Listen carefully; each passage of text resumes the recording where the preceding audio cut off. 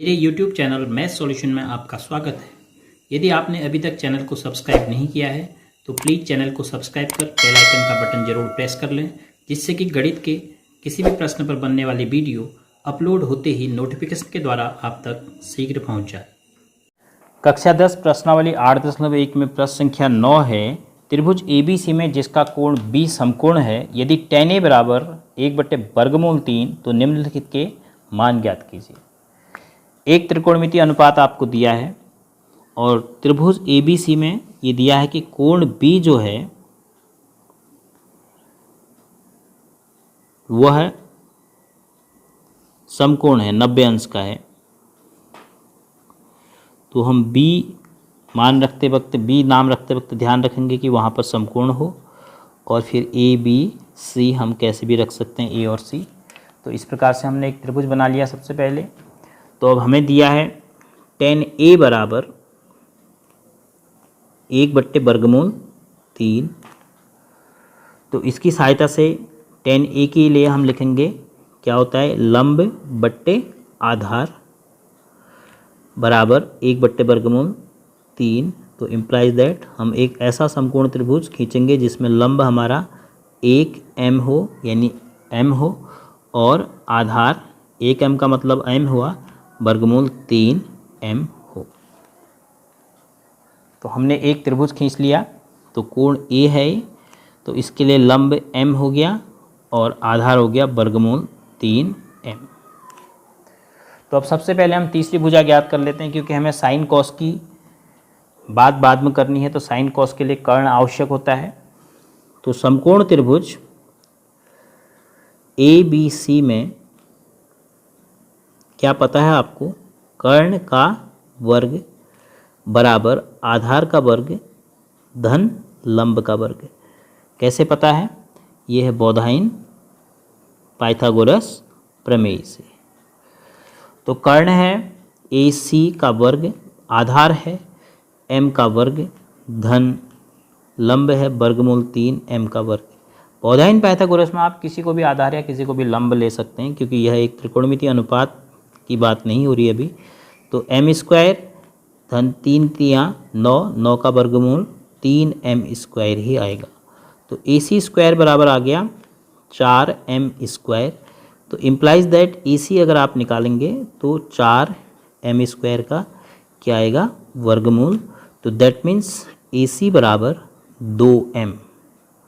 तो आपको तीसरी भुजा AC प्राप्त होगी 2m। अब आपको जो मान निकालने हैं प्रथम भाग में, साइन A कॉस C धन कॉस A और साइन C। साइन के लिए आप क्या लिखेंगे, लंब बट्टे कर्ण। लेकिन ये ध्यान रखना है कि किसके लिए लिखा है, गुणा साइन A और कॉस C, क्योंकि दो अलग अलग चीज़ हैं। तो उनके बीच का चिन्ह का लोप हुआ है, तो हम गुणा का चिन्ह लगाएंगे। तो कॉस C की जगह हम रखेंगे, कॉस C के लिए आधार बट्टे कर्ण धन कॉस A, फिर से आधार बट्टे कर्ण, और गुणा साइन C लंब बट्टे कर्ण बराबर। अब हर एक कोण के लिए हम ध्यान देंगे। देखो A के लिए पहले लिखा है, साइन A लिखा है लंब बट्टे कर्ण A के लिए। तो A के लिए लंब बट्टे कर्ण, तो क्या आया, m/2m, गुणा C के लिए आधार बट्टे कर्ण, C ये है, तो C के लिए आधार हो गया m बट्टे कर्ण। तो इसमें भी m/2m आ रहा है, धन फिर A के लिए आधार है वर्गमूल 3m बट्टे कर्ण, और गुणा फिर C के लिए लंब, वो भी वर्गमूल 3 ही है, m बट्टे कर्ण। m सभी में कैंसिल हो रहा है। देखो m से कैंसिल, m से कैंसिल, m से कैंसिल, m से कैंसिल।